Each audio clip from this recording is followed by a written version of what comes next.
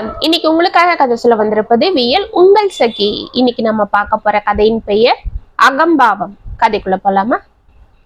ஆபீஸில் இருந்து வந்த கேசவன் பேக்கில் இருந்த ஸ்வீட் பாக்ஸ் எடுத்து சோஃபாவில் அமர்ந்திருந்த தனது தாயிடம் நீட்டினான்.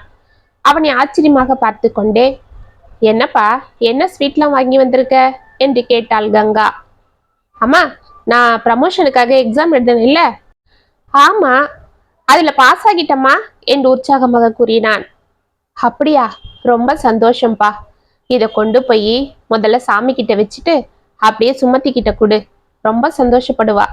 பாவம், அவ தானே ராத்திரியும் பகலுமா நீ படிக்கும் போது கிட்ட இருந்து காஃபி போட்டு கொடுக்கறதும் உனக்கு உதவி செய்யறதுன்னு பார்த்துக்கிட்டா என்று மகிழ்ச்சியாக கூறினாள் கங்கா. கேசவனின் முகம் மாறியது. ஆமா, அவ காஃபி போட்டு கொடுத்ததாலையும் கிட்ட இருந்ததாலையும் தான் நான் பாஸ் ஆகணும்னா நான் கஷ்டப்பட்டு படிச்சேன், பாஸ் பண்ணேன். இன்னொரு வாட்டி இப்படிலாம் சொல்லாதீங்க என்றான். என்னப்பா இப்படி பேசுற? அவ உள்ளதான் இருக்கா, அவ காதில் விழுந்தா சங்கடப்படுவா கண்ணு என்றாள் கங்கா பதறிக்கொண்டு. ஆமா என்று முகத்தை திருப்பிக் கொண்டு உள்ளே சென்றார் கேசவன். வெளியே அவன் தனது தாயிடம் பேசியது எல்லாம் உள்ளிருந்து கேட்டுக்கொண்டிருந்தாலும் எதுவும் தெரியாதது போல் முகத்தை வைத்துக் கொண்ட சுமத்தி அவனை பார்த்து முகமலர்ந்தாள். என்னங்க, இன்னைக்கு ஸ்வீட் எல்லாம் வாங்கி வந்திருக்கீங்க என்று கேட்டுக்கொண்டே அவன் அருகில் வந்தாள். நான் ப்ரமோஷனுக்காக எழுதினேன்ல எக்ஸாம். ஆமா, இன்னைக்கு ரிசல்ட் வரணும்னு சொன்னீங்களே. அதில் பாஸ் ஆகிட்டேன். அநேகமா அடுத்த மாசம் ப்ரமோஷன் வந்துடும் என்று முகத்தை உம்மென்று வைத்துக்கொண்டே, இந்த ஸ்வீட்டு இதை சாமி கிட்ட வச்சுட்டு எல்லாருக்கும் கொடு என்று கூறிக்கொண்டே அவளிடம் ஸ்வீட் பாக்ஸை கொடுத்தான். அப்படியா, ரொம்ப சந்தோஷங்க. உங்க உழைப்பு வீணாகல. நான் அப்பவே சொன்னேன் இல்ல, உங்க திறமைக்கு இதெல்லாம் உங்களுக்கு ஒரு பெரிய விஷயமே இல்லைன்னு என்று உற்சாகமாக கூறிக்கொண்டே அந்த ஸ்வீட் பாக்ஸை வாங்கி கொண்டு பூஜை அறைக்கு சென்றாள். அவளை ஆச்சரியமாக பார்த்து கொண்டே பாத்ரூம் சென்றான் கேசவன்.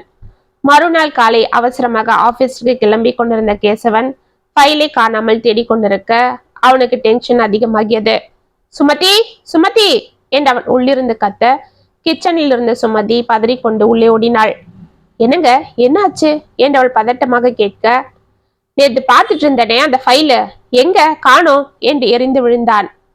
தோ இங்கதாங்க இருக்கு என்று பிரிண்டரின் மேல் இருந்த ஃபைல் எடுத்து கொடுத்தாள். இதை யார் அங்க கொண்டு போய் வச்சது? நீங்க தானே நேற்று அதுல முக்கியமான பேப்பரை ஜெராக்ஸ் எடுக்கணும்னு சொல்லி அங்க வச்சீங்க. அப்புறம் மறந்துட்டு போய் படுத்துட்டீங்க. நான் அதை எடுத்து வச்சேன். அப்புறம் அந்த ஃபைல்ல எழுத வேண்டியதெல்லாம் கொஞ்சம் இருந்தது, அதுவும் எல்லாம் முடிச்சிட்டேங்க. நீங்க காலையில சரியா இருக்கான்னு பார்த்துட்டா அப்புறம் எடுத்து உங்க பேக்ல வைக்கலான்னு இருந்தேன். ஆமா, எல்லாத்துக்கும் ஒன்று சொல்லு. சரி சரி, கரெக்டா ஜெராக்ஸ் எடுத்தியா? எல்லாம் சரியா எழுதி வச்சியா? எல்லாமே சரியா எழுதி வச்சுட்டேங்க. அப்புறம் உங்க பென் டிரைவ்ல இருந்த டாக்குமெண்ட்ஸும் பிரிண்ட் எடுத்து வச்சுட்டேங்க. அதுவும் சரியா இருக்கான்னு பார்த்துக்கோங்க. ஆமா ஆமா, அதை நான் சொல்ல மறந்துட்டேன். அது எப்படி உனக்கு தெரியும்? நீங்க தானே தினமும் அந்த பென் டிரைவை ஒரு வாட்டி செக் பண்ணி பாரு. நான் சொல்ல மறந்துட்டாலும் அதுல இருக்கிற டாக்குமெண்ட்ஸ்லாம் பிரிண்ட் எடுத்துட்டுன்னு சொன்னீங்க. அதுதாங்க, நேற்று நான் வேலையெல்லாம் முடிச்சுட்டு வந்து எல்லாம் எடுத்து வச்சுட்டேன். நீங்க தூங்கிட்டு இருந்தீங்க, அதுதான் சொல்ல முடியல. சரி சரி, இதெல்லாம் செய்யறதால நீ அப்படியே பெரிய புத்திசாலின்னோ உன்னாலதான் எல்லாம் இங்க நடக்குதுன்னு நினைச்சுக்காத. ஏதோ வீட்டுல சும்மா இருக்கேன்னு உன்னை இந்த வேலையெல்லாம் செய்ய சொல்றேன். இல்லைன்னா இதெல்லாம் என்னால செஞ்சுக்க முடியாமலா இல்ல என்று கூறிக்கொண்டே அனைத்தையும் எடுத்து பேக்கில் வைத்து கொண்டு புறப்பட்டான். சுமதியின் முகம் சோர்ந்து போனது. அவள் அமைதியாக அவனை வழி அனுப்பிவிட்டு உள்ளே வந்தாள். என்னம்மா, ஏன் ஒரு மாதிரி இருக்கிற? இங்க வா என்று அவளை தனது அருகே அழைத்தாள் கங்கா. உன்னை இல்லத்த என்று அவள் மெதுவாக கூற, எனக்கு எல்லாம் தெரியுமா. என் பையனை பத்தியும் தெரியும், உன்னை பத்தியும் தெரியும். அவன் அப்படியே அவங்க அப்பா வாட்டும் தான்ற அகம்பாவம் பிடிச்சவன்.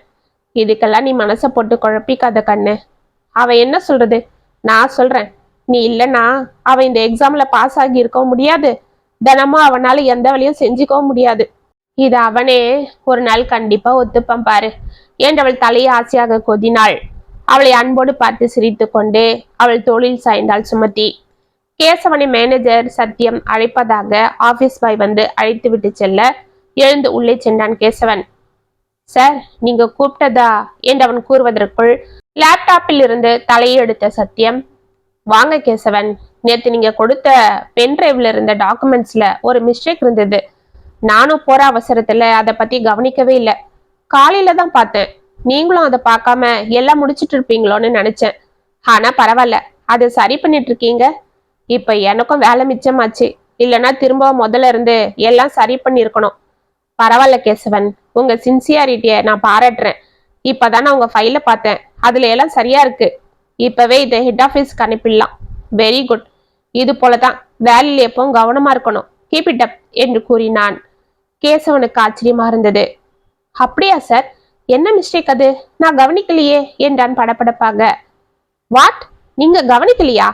அப்ப யார் அதை சரி பண்ணது? நாம நேற்று பண்ண புது ஆர்டருக்கான டாக்குமெண்ட்ஸ், அதுல இருந்த மிஸ்டேக்கால மெட்டீரியல்ஸ் பிரைஸ், அது அளவு எல்லாமே மாறிட்டு இருக்கும்.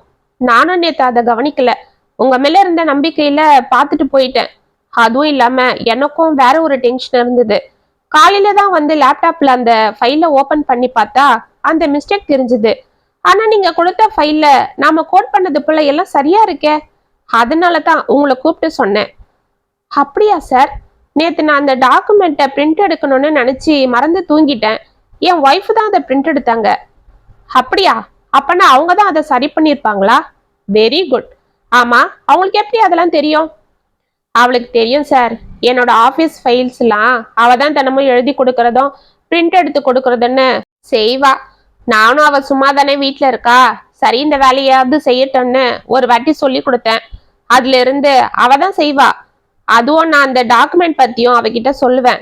அதுதான் அவளே சரி பண்ணிருப்பா என்றான் அலட்சியமாக. அப்படியா? அவங்க ரொம்ப பிரில்லியண்டா இருப்பாங்க போல இருக்கு. ஏதோ நீங்க சொன்னீங்கன்னு அதை பிரிண்ட் எடுக்காம ஃபைல்ல எவ்வளவு அமௌண்ட் கோட் பண்ணிருக்கு, நீங்க சொன்னது அதுல சரியா இருக்கான்னு பார்த்து சரி பண்ணி எடுத்திருக்காங்களே. என்னதான் சொல்லி கொடுத்தாலும் அவங்க செய்யணும் இல்ல? ஆமா, அவங்க என்ன படிச்சிருக்காங்க என்று அவளாக கேட்டான். அவ ஒன்னும் பெருசா படிக்கல சார். கரஸ்ல தான் பிகாம் படிச்சிருக்கா. அவளுக்கு வேலைக்கு போகணும்னு ஆசை. ஆனா கரஸ்ல படிச்சுட்டு அவளுக்கு இங்க என்ன வேலை கிடைக்கும்? அதனாலதான் அதெல்லாம் ஒன்னும் வேண்டாம், பேசாம வீட்லயே இருந்துன்னு சொல்லிட்டேன். நோனோ, கரஸ்ல படிச்சா என்ன? அதுவும் படிப்பு தானே. இன்ட்ரெஸ்ட் இருக்கிறவங்க எங்க படிச்சாலும் எப்படி படிச்சாலும் நல்லா படிப்பாங்க. அவங்க திறமையால நல்லா முன்னுக்கு வருவாங்க. அவங்கள வேலைக்கு அனுப்புற ஐடியா இருந்தா நம்ம கம்பெனிலேயே ஜாயின் பண்ண சொல்லுங்க. கண்டிப்பா அவங்கள போல ஒரு சின்சியாரிட்டியான ஆளு நமக்கும் தேவை என்றான் சத்யன். சார், அவ அந்த அளவுக்கு எல்லாம் சரிப்பட மாட்டா சார். அதுவும் இல்லாம அவளை வேலைக்கு அனுப்புற ஐடியாலாம் எனக்கு இல்ல என்றான் கேசவன். ஓகே, அது உங்க ஃபேமிலி மேட்டர், நான் தலையிடல. ஆனா உங்க திறமை என்ன எதுன்னு தெரியாம அதை குறைச்சி எடை போடாதீங்க என்று சிரித்தான். கேசவன் அமைதியாக அங்கிருந்து சென்றான். 1 மாதம் சென்றது. அன்று ஆபீஸ் சென்ற கேசவன் அனைவரும் உள்ளே ஏதோ பரபரப்பாகவும் டென்ஷனாகவும் இருப்பதை பார்த்து சற்று அதிர்ந்தான். என்ன ரவி, என்னாச்சு? ஏன் எல்லாரும் ஒரே டென்ஷனா இருக்காங்க? காலையில வந்ததும் குட் மார்னிங் கூட சொல்லாம எல்லாரும் சின்சியரா வேலை பார்த்துட்டு இருக்காங்க. என்னாச்சு என்று அருகில் இருந்த தனது நண்பனிடம் மெதுவாக கேட்டான். சு, பேசாம இரு கேசவன். என்னன்னு தெரியல, காலையில வந்ததுல இருந்து சத்யன் சாரு எல்லாரையும் பிடிச்சி காட்டு காட்டுன்னு காட்டிட்டு இருக்காரு. இந்த மாசம் முடிக்க வேண்டிய டார்கெட்டை இன்னும் யாரும் முடிக்கலையாம். எங்க மிஸ்டேக் நடக்குது என்ன ஏதுன்னு எல்லாரையுமே பிடிச்சி கத்திட்டு இருக்காரு. அதுதான் யாரும் குனிஞ்ச தள்ள நிமிராம வேலையை பார்த்துட்டு இருக்காங்க. நானும் இப்பதான் வாங்கி கட்டிட்டு வந்தேன். அநேகமா இன்னும் கொஞ்ச நேரத்துல உன்னையும் கூப்பிடுவாரு என்று அவன் கூறிக்கொண்டிருக்க சத்யன் அழைப்பதாக ஆபீஸ் பாய் வந்து அழைக்க கேசவன் சற்று பயத்துடனேயே எழுந்து உள்ளே சென்றான். 1/2 மணி நேரம் அவனை வசைப்பாடிய சத்யன், போங்க கேசவன், சீட்டுக்கு போங்க, போய் ஒழுங்கா வேலைய பாருங்க. காலையில வர வேண்டியது, எல்லாருக்கூடும் உட்காந்து அரட்டை அடிக்க வேண்டியது, அப்புறம் ஒன்னும் பாதியமா வேண்டா வெறுப்பா வேலையை பார்த்துட்டு மீதியை கொண்டு போய் வீட்டுல முடிக்கிறதா சொல்லி கொண்டு போய் போட்டுட்டு தூங்குறது. வீட்டுல உங்க மனைவி உதவி செய்யறது. இல்லைன்னா அந்த வேலை அப்படியே பெண்டிங்ல இருக்க வேண்டியது. இதுதான் நீங்க வேலை பார்க்குற லட்சணமா இருக்கு. இந்த ஆபீஸ்ல ஒருத்தருக்கும் பொறுப்பு இல்ல. இனிமேலும் நீங்க பார்க்க வேண்டிய வேலையெல்லாம் இங்கேயே முடிச்சுட்டு போறீங்க, இல்லைன்னா நீங்களும் வீட்டில இருந்துக்கோங்க என்று கத்தினான். கேசவன் முகம் வாடி போக அவன் அமைதியாக வந்து சீட்டில் அமர்ந்தாலும் இன்று சத்யன் பேசிய ஒவ்வொரு வார்த்தையும் அவனை கூனி குறுக வைத்தது.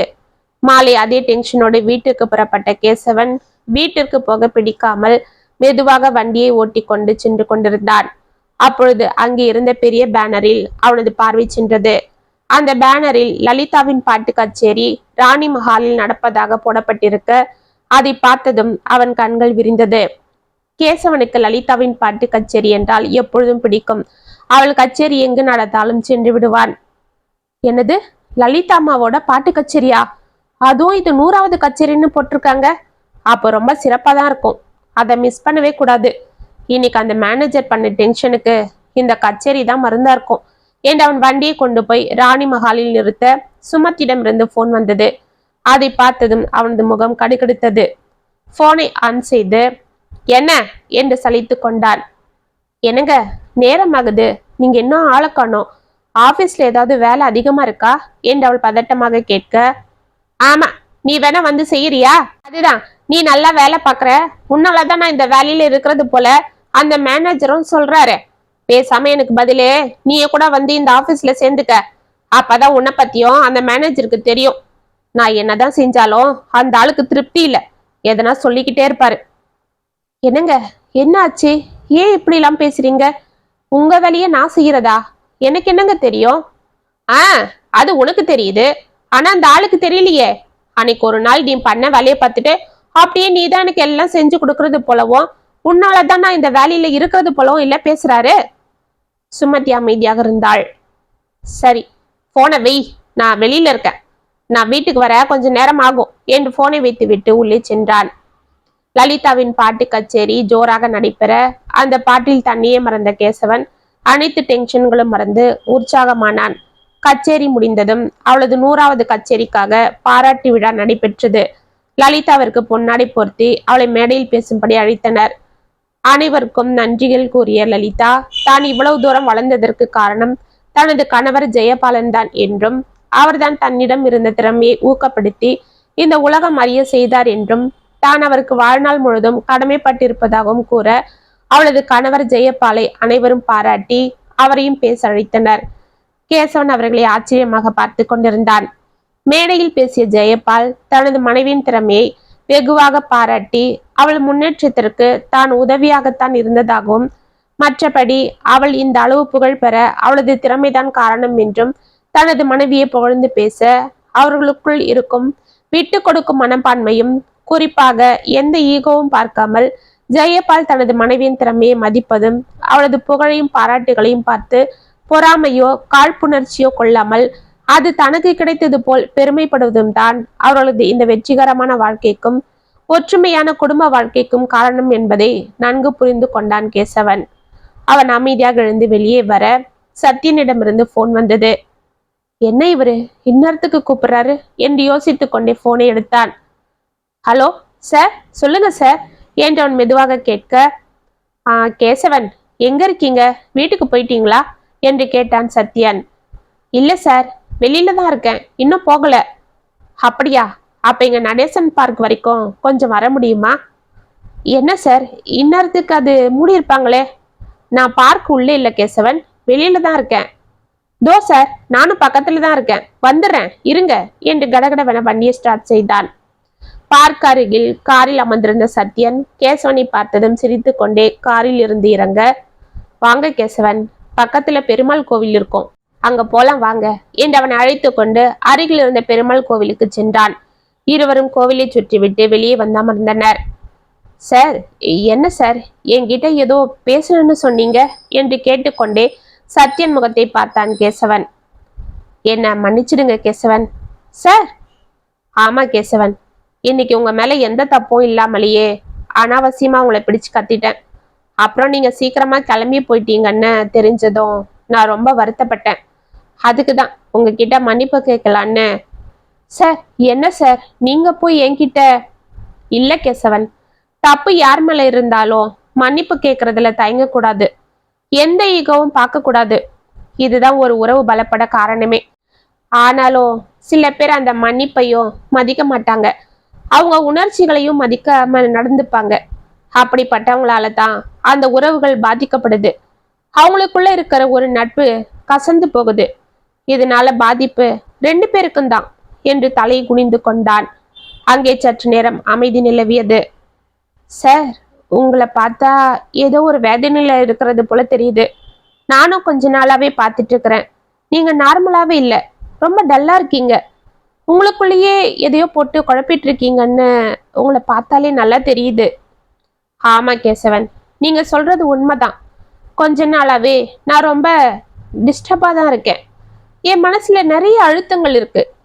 இதுக்கு மேல அதை வெளியில கொட்டலன்னா அது என்னையே மூச்சு திணற வச்சிருமோன்னு பயந்துதான் நான் இன்னைக்கு உங்ககிட்ட என் மனசுல இருக்கிற பாரத்தை சொல்ல கூப்பிட்டேன் என்று சத்யன் அமைதியாக கூறினான்.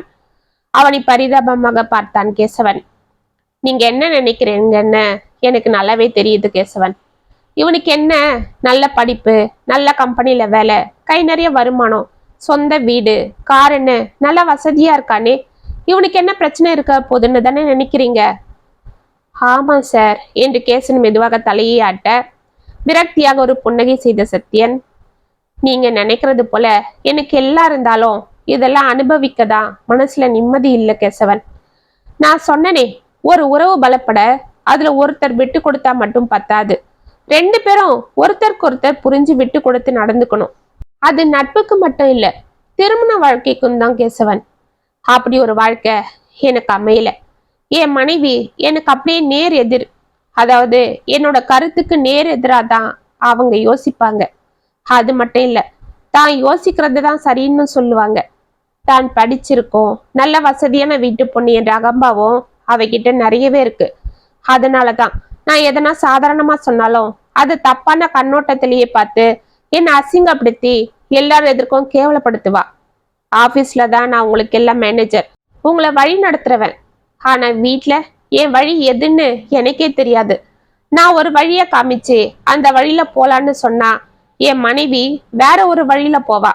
சரி, அந்த வழியில நானும் வரேன்னு சொன்னா அவளால அந்த வழியிலையும் என் கூட பிரயாணம் பண்ண பிடிக்காது. அப்படின்னா எப்படி சார் நீங்க அவங்க கூட நிம்மதியா ஒரு குடும்பம் நடத்த முடியும்? அதுதான் கேசவன், நானும் யோசிச்சு யோசிச்சு குழம்பிட்டு இருக்கிறேன். வெளியில தான் நாங்க ரெண்டு பேரும் கணவன் மனைவியை தவிர வீட்டுக்குள்ள நான் யாரோ அவ யாரோ தான். எங்களுக்கு மத்தியில என் பையன் மாட்டிக்கிட்டு அவதிப்படுறான். ஒரு நல்ல மனைவியா இல்லைனாலும் ஒரு தாயா இருப்பான்னு பார்த்தா அது கூட அவளுக்கு ஏதோ கழுத்தை பிடிக்கிறது போல இருக்கான். அவளுக்கு சுதந்திரமே இல்லையா. அவளுக்கு டோட்டலா ஒரு குடும்பத்துக்குள்ள இருக்கவோ அந்த வாழ்க்கையை நடத்தவோ பிடிக்கல. எப்ப பாரு கிளப்பு, பார்ட்டி, மாலுன்னு அவ இஷ்டத்துக்கு இருக்கணும்னு ஆசைப்படுறா. எதனா கேட்டா பிரச்சனை தான் வரும்னு நானும் அமைதியா போயிடுவேன். ஆனா எல்லா நேரமும் அப்படி போக முடியல.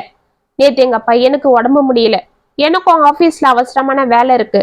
இன்னைக்கு ஒரு நாள் வீட்டுல இருந்து குழந்தைய பார்த்துக்கன்னா முடியாதுன்னு சொல்லிட்டு அவங்க ஃப்ரெண்ட்ஸுங்க கூட வெளியில போயிட்டா. எனக்கு என்ன செய்யறதுனே தெரியல. அவனை ஹாஸ்பிட்டலுக்கு கூட்டிட்டு போயிட்டு வந்து வேலைக்காரங்க கிட்ட சொல்லி விட்டுட்டு வந்தேன். குழந்தை எப்படி இருக்கானோ, மருந்து சாப்பிட்டானா, கஞ்சி சாப்பிட்டான்னு மனசு கிடந்து அடிச்சுக்கிட்டே இருந்தது. ஆனா அவ அம்மாக்காரிக்கு அதெல்லாம் ஒன்றும் அக்கறை இல்லை. சீக்கிரமா வேலையை முடிச்சுட்டு வீட்டுக்கு போனா குழந்தை என்னை பார்த்து ஒன்று கட்டி பிடிச்சு அழுதுட்டான். அவனை அந்த நிலைமையில பார்த்ததும் நான் துடிச்சிட்டேன் கேசவன். அந்த கோவத்துல ராத்திரி வீட்டுக்கு வந்த என் மனைவி கிட்ட கொஞ்சம் கத்திட்டேன். அவ அந்த பிரச்சனையை பெருசாக்கி விவாகரத்து வரைக்கும் கொண்டு போயிட்டா. அதுதான் அந்த டென்ஷனோட வேலைக்கு வந்து உங்களெல்லாம் என்று தலையை குனிந்து கொண்டான். சார், உங்களுக்கு எப்படி ஆறுதல் சொல்றதுன்னு எனக்கு புரியல சார் என்று கேசவன் அவன் தோள்களை பிடித்து கொள்ள, பரவாயில்ல கேசவன், அது என்னோட தலைவிதி. யார் எனக்கு ஆறுதல் சொன்னாலும் அது மாறாது. அதனாலதான் நான் யார்கிட்டயும் என் மனசுல இருக்கிறத சொல்லவும் மாட்டேன். அந்த ஆண்டவன் கிட்ட எல்லாத்தையும் கொட்டிடுவேன். ஆனா இன்னைக்கு உங்களை முக்கியமா வர சொன்னதே வேற ஒரு விஷயமா பேசத்தான். என்ன சார்? கேசவன், நீங்க அன்னைக்கு பேசுனதுல இருந்து நான் ஒரு விஷயத்த நல்லா புரிஞ்சுக்கிட்டேன். உங்க மனைவியை நீங்க ரொம்ப சாதாரணமா நினைக்கிறீங்க. அவங்க திறமைய பாராட்ட மாட்டேறீங்க. என்கிட்டயே நீங்க அவங்கள ரொம்ப துச்சமா பேசுறீங்கன்னா கண்டிப்பா வீட்டுல அவங்கள எப்படி நடத்துவீங்கன்னு நான் புரிஞ்சுக்கிட்டேன். வேண்டாம் கேசவன், வேண்டாம். கணவன் மனைவிக்குள்ள இந்த மாதிரி ஈகோ வரவே கூடாது. ஒருத்தரை ஒருத்தர் மட்டம் தட்டக்கூடாது. ஒருத்தர் அடங்கி போறாங்கன்றதுக்காக அவங்கள ஏறி மிதிக்க கூடாது. அவங்க என்னைக்காவது ஒரு நாள் திரும்பிட்டா அப்புறம் அதை நாம தாங்க மாட்டோம். ஓஷோ சொல்றது போல ஒரு கணவன் மனைவி ரொம்ப வருஷமா சேர்ந்து வாழறாங்கன்னா அங்க ஒருத்தர் கண்டிப்பா அடிமையா தான் இருப்பாங்கன்னு சொல்லியிருப்பாரு. அது போலதான் நம்ம நாட்டுல நிறைய குடும்பங்க இருக்கு. நம்ம நினைச்சிட்டு இருப்போம் அந்த குடும்பத்தை பாரு, அவங்க 50 வருஷமா எப்படி ஒத்துமையா சேர்ந்து சந்தோஷமா குடும்பம் நடத்துறாங்கன்னு. ஆனா அவங்கள போய் கேட்டு பாருங்க, கண்டிப்பா அதுல ஒருத்தர் அடங்கி போறவங்களா தான் இருப்பாங்க. அவங்க ஆசைகள், கனவுகள், மரியாதை எல்லாமே அங்க நசுக்கப்பட்டிருக்கும். அவ்வளவு ஏன், அவங்களோட ஒரு சின்ன சந்தோஷம் கூட அங்க நிராகரிக்கப்பட்டிருக்கும். நம்ம நாட்டுல முக்கால்வாசி இது பெண்களுக்கு தான் நடக்குது. அது போலதான் உங்க குடும்பமும். அந்த கால்வாசியில சேர்ந்தது என்ன போல குடும்பங்க. ஆனா இது முற்றிலும் தப்பு கேசவன். ஒரு கணவன் மனைவி என்றது ஒரே ஏர்ல புட்டு எருதுங்க போல இருக்கணும். ரெண்டுமே ஒரே சீரான நடைய போட்டாதான் அந்த குடும்பம் எந்த ஆட்டமும் காணாம போகும். அதுக்கு ஒருத்தருக்கு ஒருத்தர் நல்ல புரிதல் இருக்கணும். ஒருத்தருக்கு ஒருத்தர் மதிக்கணும். அவங்க மத்தவங்க விருப்பத்துக்கு இடம் கொடுக்கணும், மரியாதை கொடுக்கணும், தன்னோட கருத்துக்களை பகிர்ந்து கொள்ளணும். இதை விட்டுட்டு வீம்பு, ஆடம், ஈகோ, நீயா நானான்னு போட்டி இருக்க கூடாது. நீங்க நல்லவர், நல்லா படிச்சவர், எதனா சொன்னா ஏத்துக்க கூடியவர். அதனால தான் சொல்றேன், உங்ககிட்ட இருக்கிற இந்த சின்ன குறைய இப்பவே சரி செஞ்சிருக்கோங்க. உங்க வாழ்க்கை கண்டிப்பா வெற்றியடையும், ஒரு முழுமை அடையும் என்றான். கேசவனுக்கு அன்று லலிதாவும் ஜெயபாலும் பேசிய வார்த்தைகள் நினைவுக்கு வந்தன. கேசவன் அமைதியாக எழுந்து கொண்டான். வீட்டிற்கு சென்றதும் அவனுக்காக வாசலையே காத்து கொண்டிருந்த சுமதி பதட்டமாக எழுந்து ஓடி வர, என்னம்மா ஏன் இப்படி பதறிட்டு வர என்றான் கேசவன். அவனது பேச்சை கேட்டு ஆச்சரியமடைந்த சுமதி, இல்லைங்க, நீங்க வர லேட் ஆகவே எனக்கு ஒண்ணுமே புரியல. அத்தையும் இவ்வளவு நேரம் தூங்காம இருந்தாங்க. நான் தான் அவங்கள சமாதானம் பண்ணி தூங்க வச்சேன். ஆமா, என்னங்க இது, எங்க போனீங்க? நான் பயந்துட்டேன். எதுக்குமா பயப்படணும்? ஃபோன் போட்டு இருக்கலாம் இல்ல? நான் அப்போ ஃபோன் போடும்போதே எங்கேயோ முக்கியமான இடத்துக்கு போறேன்னு சொன்னீங்க. அங்க என்ன வேலையா இருப்பீங்களோ என்னமோ, எதுக்கு டிஸ்டர்ப் பண்றதுன்னு தான் நான் அமைதியா இருந்துட்டேன் என்றவள் தயங்க. ஆமா சுமதி, இன்னைக்கு ஒரு முக்கியமான இடத்துக்கு தான் போயிருந்தேன். அது மட்டும் இல்ல, இன்னைக்கு நான் நிறைய விஷயங்களையும் கத்துக்கிட்டேன். அது என்னை ரொம்பவே மாத்திடுச்சு. என் அகம்பாவத்தையும் உடைச்சிடுச்சு. நான் இப்ப முழுசா மாறிட்டேன் என்றவள் தோள்களை பற்றி கொண்டான். என்னங்க, என்னவோ பேசுறீங்க, எனக்கு ஒன்றும் புரியலையே. அதெல்லாம் அப்புறம் சொல்றேன். முதல்ல என் பேக்ல இருக்கிற அப்ளிகேஷன் எடுத்து ஃபில்அப் பண்ணு என்றான். என்னங்க அப்ளிகேஷன் அது? நீ ரொம்ப நாளா என்கிட்ட கேட்டுட்டு இருந்த இல்ல, வேலைக்கு போகணும்னு ஆசையா இருக்குங்கன்னு. எங்கேயாவது வேலைக்கு சொல்லுங்கன்னு கூட சொன்னியே. ஆமா, ஆனா நீங்க தான் உனக்கு இருக்கிற படிப்பு பத்தாதுன்னு சொன்னீங்க. அதெல்லாம் ஒன்றும் இல்லை, உன்னை பத்தி எங்க மேனேஜர் கிட்ட சொன்னேன். அதுவும் இல்லாம நீ எனக்காக பண்ற உதவிகளும் அவருக்கு தெரியும். அதெல்லாம் பார்த்துட்டு அவர் ரொம்ப ஆச்சரியப்படுவாரு. அவரு தான் சொன்னாரு, உங்க ஒய்ஃபை பேசாம நம்ம கம்பெனியே வேலைக்கு சேர சொல்லுங்கன்னு. நானும் கண்டிப்பா வர சொல்றேன்னு சொல்லிட்டேன். அப்படியா? ஆமா சுமதி, நீயும் நாளைக்கே வந்து எங்க கம்பெனில ஜாயின் பண்ணிடு. நானே உன்னை கூட்டிட்டு வரேன். இனிமே நம்ம வாழ்க்கையில மட்டும் இல்ல, நம்ம வேலையிலையும் சேர்ந்தே இருப்போம். எல்லாத்தையுமே பங்கு போட்டு செய்வோம். நமக்குள்ள எந்த யுகமும் வராம பார்த்துப்போம் என்றான். அவனை உற்சாகத்தோடு கட்டி அணைத்தாள் சுமதி. இதை உள்ளிருந்து பார்த்து கொண்டிருந்த கங்காவின் மனது நிறைந்தது. அவள் மனதிற்குள் இறைவனை வணங்கினாள். இத்துடன் அகம்பாவம் கதை முற்றும். உங்களுக்காக எழுதின இந்த கதை உங்களுக்கு பிடிச்சிருந்தா கமெண்ட்ஸ்ல சொல்லுங்க, லைக் பண்ணுங்க, ஷேர் பண்ணுங்க, மறக்காம சப்ஸ்கிரைப் பண்ணிக்கோங்க. மீண்டும் நாளைக்கு வேற ஒரு சுவாரஸ்யமான கதையோட உங்களை சந்திக்கிறேன். அது வரைக்கும் இணைப்பிலே இருங்க. இப்படிக்கு வியல் உங்கள் சகி.